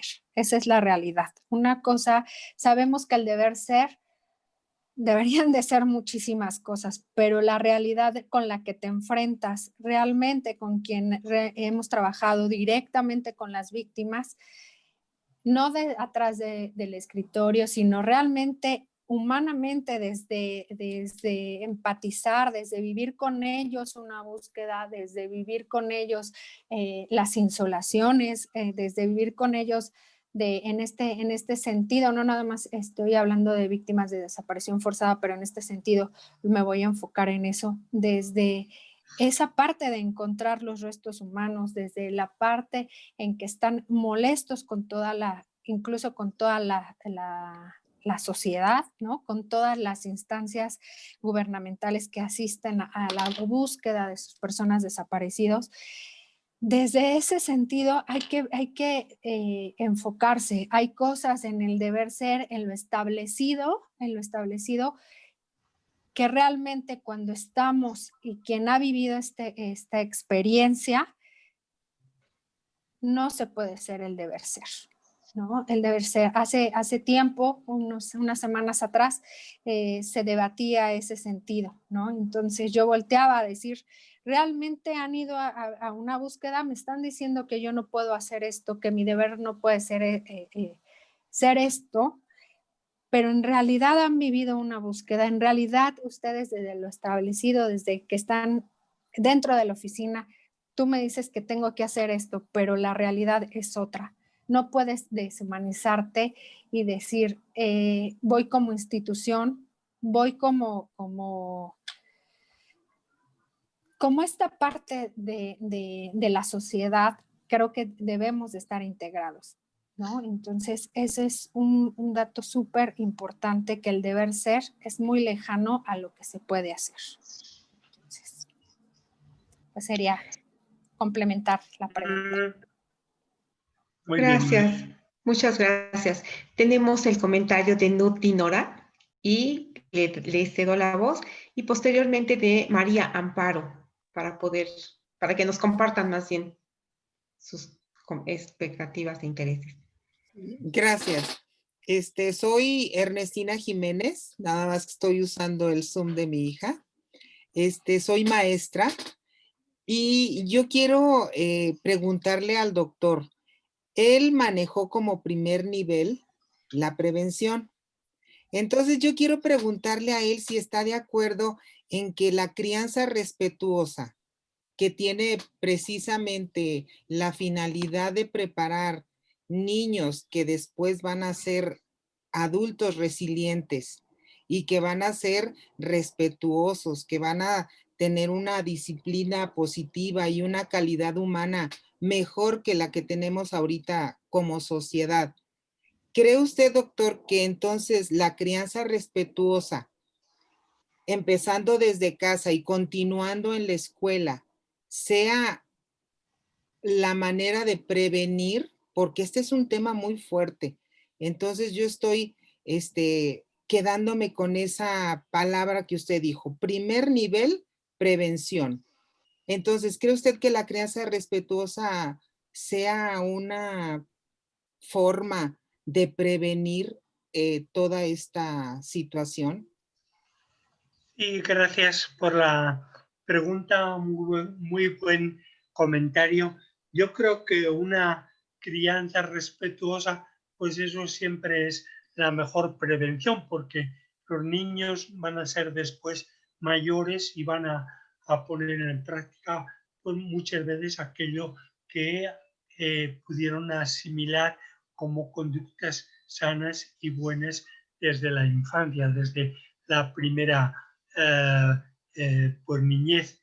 Entonces yo creo que sí, que una forma de prevenir es la educación adecuada pues, a los niños en todas las edades, pero cuanto más pequeños sean, mejor. Y el educarlos por muchas veces tiene que ver con el ejemplo, ¿sí? con el ejemplo que uno propone, porque pues yo puedo decir en muchas cosas a mi hijo, voy a decirle, ay, pues es bueno hacer esto, es malo hacer esto, y luego no hacerlo, pues entonces a él no va a repercutir tanto esa forma, sino va a repercutir lo que él ve que yo hago, el ejemplo que yo pongo. Entonces, sí, me parece que la crianza respetuosa pues sería un instrumento muy valioso para la prevención y, en fin, para la formación de ciudadanos pues adecuados que no se pongan en la butaca, sino que sepan hacer algo, sepan comprometerse con la gente que sufre. Doctor, y que la escuela continuara este tipo de educación, ¿sería también importante? Sí, claro, porque la educación no termina nunca, la educación es en toda la vida, entonces tiene que seguir la escuela primaria, la secundaria, la preparatoria, la universidad, todo lo demás tiene que seguir, porque la educación pues, es el baluarte fundamental de las sociedades justas. Y por último, nada más, permítanme, esta crianza respetuosa se está dando solo a nivel preescolar, solamente. Entonces es muy importante lo que acaba de decir el doctor para mí, que se continúe en primaria, en secundaria y en educación superior. Gracias. Claro. Sí, muy bien ahí. También ahí yo quiero acotar que también es la parte de la sociedad, ¿no? No hay que dejar de lado que independientemente que tengan una crianza familiar positiva o en escuela, hay más de esto, ¿no? La parte social también es súper importante, ¿no? No estamos, no podemos evitar ciertas cosas que están socialmente dadas y desgraciadamente hoy en día como estamos establecidos en el país. Entonces, eso también es muy importante, la parte de la sociedad, cómo podremos contagiar a la sociedad, incluso a las personas que no tienen la oportunidad de tener una familia, las personas que no tienen la oportunidad de ir a la escuela, ¿no? Entonces, creo que también sería algo para reflexionar. Gracias. Muchas gracias.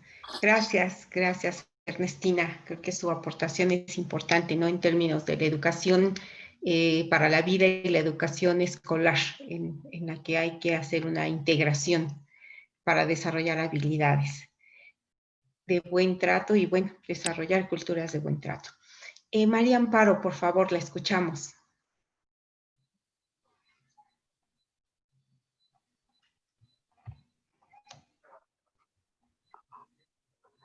A ver, ¿sí me escuchan? ¿Sí me escuchan? Sí, te escuchamos. Sí, muy bien. Sí. Bueno, primero, buenas tardes. Agradezco la palabra y quiero felicitar a los ponentes. Me da mucho gusto ver que hay una mujer, una compañera, haciendo este tipo de exposición. En verdad, felicito a ambos y me da gusto escuchar todas las reflexiones, todo esto que nos está nutriendo a todos. Pero bueno, tengo muchas dudas, tengo muchas preguntas. Yo trabajo desde el ámbito de lo social, desde lo penitenciario, y he escuchado mucho en cuanto a que la sociedad no tiene confianza ya en nuestras instituciones. Digo, está de más, quise en este momento hablar y salirme de este tema que es importantísimo, la victimización, la revictimización y cómo es que se atienden todas estas cuestiones por parte de la comisión. pero una de mis preguntas y de tantas con las que me voy a quedar, y quizá me gustaría que me apoyaran en esto, es la comisión en este momento, la Comisión Nacional de Derechos Humanos, tiene la capacidad, y ya no digo suficiente, para dar atención a las personas que se acercan como víctimas y trabajar en todo este proceso de lo individual, de lo familiar y lo social, porque bueno, escuchando los comentarios, la ponencia, escucho el enfoque o más bien la preocupación que se tiene sobre el trabajo en lo individual. Sin embargo, yo creo que aunque es una labor muy loable y plausible, creo que no podemos quedarnos solamente en la parte individual, que es la recuperación, porque hablar de lo familiar y lo social, hablamos también de la parte preventiva, hablamos desde la cultura de la denuncia que precede a todo esto y en lo cual creo que todavía nos falta. Y como bien dicen, entonces nos tendríamos que ir a revisar la parte educativa y en cómo vamos a ir todos trabajando para restablecer el tejido social. Esa es una de mis preocupaciones. ¿El personal que labora en la Comisión de Derechos Humanos es suficiente? ¿Es personal con vocación? ¿Es personal únicamente de escritorio que desde ahí dirige? ¿Es personal que en verdad está preocupado por la población y por lo que en ella acontece? Porque bueno, viendo y revisando la historia de todo lo acontecido, pues yo tengo mis dudas, aunque por supuesto felicito el que haya 2 personas que en este momento exponen y que las veo y las escucho comprometidas en sus ámbitos y en verdad que lo agradezco. Agradezco que haya personas como ustedes. Entonces, no sé si puedan responder a mi pregunta. Posiblemente me he ampliado mucho, pero agradezco la participación. Felicidades, saludos. Muy bien, Amparo. Gracias, Amparo. Pues no te Gracias, preocupes Amparo. por tener muchas dudas, porque el tener dudas y preocupaciones es precisamente lo rico. Y solamente la reflexión sobre las dudas puede uno avanzar. En las seguridades pues no te dan mucho pie para nada. Creo que has dicho cosas muy buenas, de que se ha perdido mucho la confianza en las instituciones, de que muchas personas que estaban aquí han hablado de lo individual. Sí, pues que lo individual es una parte también importante de la cultura de la denuncia. Y después hiciste una pregunta que si las personas que trabajan en la Comisión de Derechos Humanos están capacitadas, etcétera, pues esa es una muy buena pregunta, porque dijimos que las instituciones muchas veces contribuyen a la revictimización. Entonces, pues con buenas intenciones o no, pues todas las instituciones tendrían que valorar qué es lo que hacen, qué es lo que no hacen y cómo, y tener programas de mejoramiento. Yo no voy a pasar la pregunta a Eunice, que trabaja ahí en la comisión, porque yo no sabría responderte si la Comisión Nacional de Derechos Humanos está bien capacitada y bien instrumentada y bien dirigida y todo eso. Pues yo tengo una opinión, pero es una opinión mía que no es muy importante ni la tengo muy sustentada, por lo tanto, por no quisiera confundirte. Pero Eunice creo que te puede responder bien a esa pregunta. Gracias, doctor. Bueno, contestando a tu pregunta, María Amparo, pues yo creo que en este sentido siempre tenemos que irnos actualizando. Hoy en día creo que sí hay una parte importante de actualización de todos los trabajadores y todas las trabajadoras de la Comisión Nacional de Derechos Humanos. Sin embargo, eso se puede subsanar en el sentido, en esta parte de actualizarnos y de tener la actitud, porque eso tiene que ver mucho con la actitud de empatizar, ¿no? Yo creo que esta parte de no nada más volvernos institucionales y ir a nada más a cobrar un sueldo tiene que ser en la Comisión Nacional de Derechos Humanos. Yo creo que tiene que ver mucho más empatía. Y bueno, pues la otra parte también importante es que los nuevos integrantes realmente tengan este acercamiento con las víctimas, ¿no? Esta parte creo que es muy, muy importante. Yo creo, contestando concretamente a tu pregunta, es que yo creo que sí falta mucho tener un equilibrio de personal capacitado, tanto los que ya están como los que llegan en este sentido, a veces por muchas ganas que se tengan para cambiar las cosas.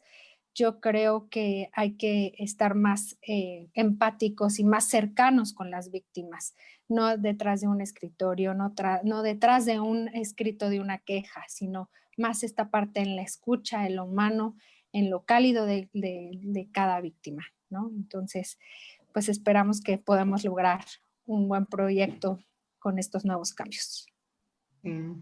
Muchas gracias, Eunice. Tenemos preguntas de la audiencia del Facebook y tiene que ver con esto, aunado a la capacitación del personal que atiende.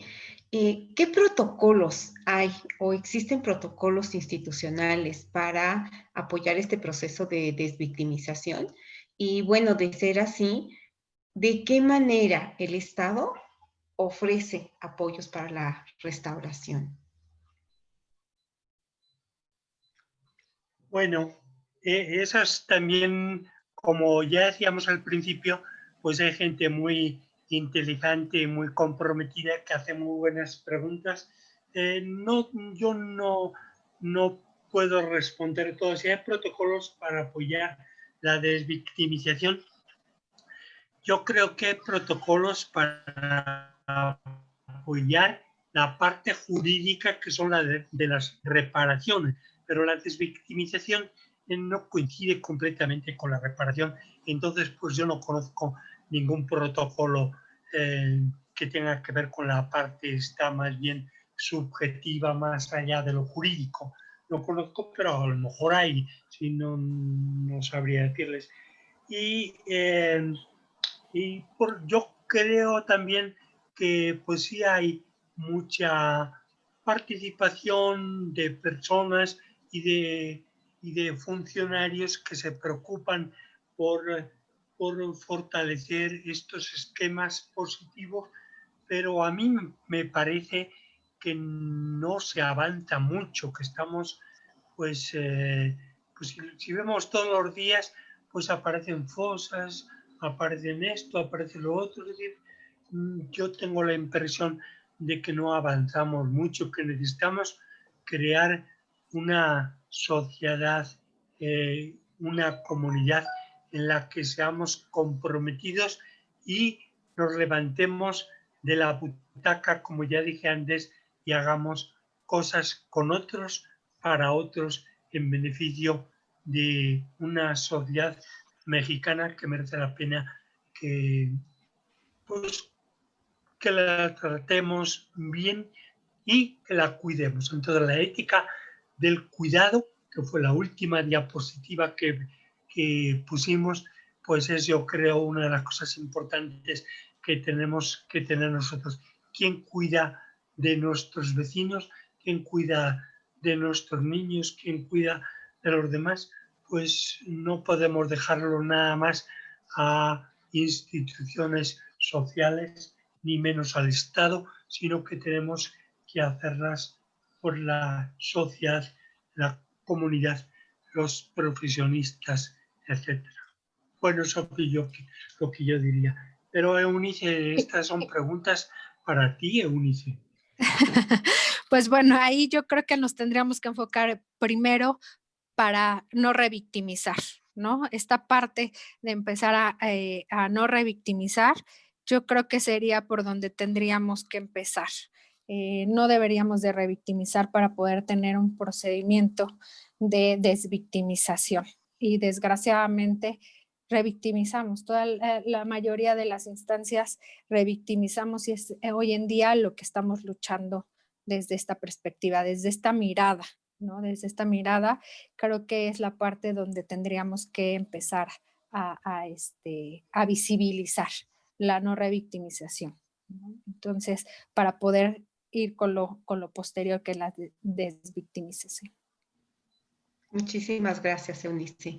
Nos quedan propiamente 4 minutos para poder concretar este espacio de compartir y de diálogo, y no quisiera dejar pasar el anuncio, ¿no?, respecto a que nuestra próxima conferencia se realizará el 27 de noviembre y el tema es la mediación, reconciliación, construcción de la paz y afrontamiento del futuro, que me parece pues que tiene mucha relación, ¿no?, con estos procesos internos de personales, sociales, incorporando a la familia, a los niños, a las comunidades, donde no solamente hay que desvictimizar, hay que apoyar para construir proyecto de vida.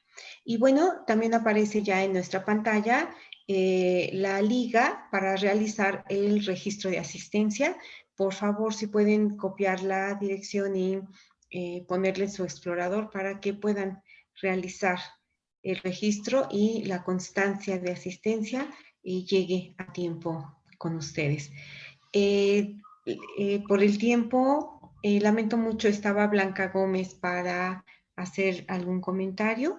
Sin embargo, pues tendría que ser muy, muy breve en 2 minutos que tenemos. Blanca, avíseme si aún quiere compartir el micrófono.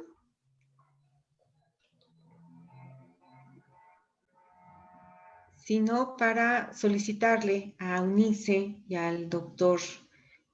Blanca Gómez, sí estás aquí. Pues a ver, un comentario breve, por favor. Pues más que nada agradecer, muchísimas gracias por este espacio, por nutrirnos tanto, todos los psicólogos. Nada más la última pregunta que quiero hacer es si consideran que de esta pandemia se puede decir que hay víctimas. Se puede llamar victimización a esta estructura pandémica de las personas que han fallecido, y bueno, las familias que quedan. Sí, pues muy buena pregunta, Blanca, que aterriza las cosas con respecto a una cosa que tenemos en medio. Entonces, pues dado que la pandemia pues afecta a todo el mundo, a todos los países, pues sí puede encontrar uno, y así lo puede uno ver, pues mucha gente que no es tratada adecuadamente y por lo tanto pues son, hay que considerarlas víctimas o hay que reconocer la revictimización.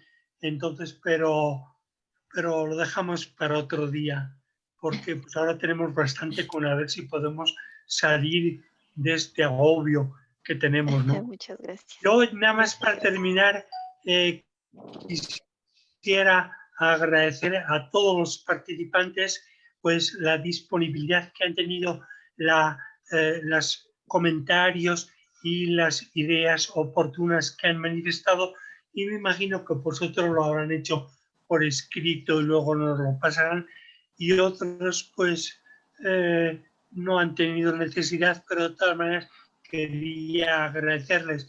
Yo me he sentido muy bien con ustedes en este grupo y gracias por su presencia. Gracias también a Ena, porque ha sido muy buena moderadora, creo yo, y a mi compañera Eunice, que ha sido una buena pues promotora de todo este proceso que ha sido un poco complicado y difícil. Gracias. Muchas gracias a todos, la verdad también. Ena, muchísimas gracias, doctor. Fue un placer haber trabajado con usted este tiempo. Me llevo muchas experiencias y fue un honor haber sido ponente con usted. Muchísimas gracias a todos. Muchas gracias. Pues por mi parte reitero la invitación para nuestra próxima conferencia, Mediación, Reconciliación, Construcción de la Paz y Afrontamiento para el Futuro. Aquí les esperamos el 27 de noviembre a las 12 del día. Muchísimas gracias por su participación.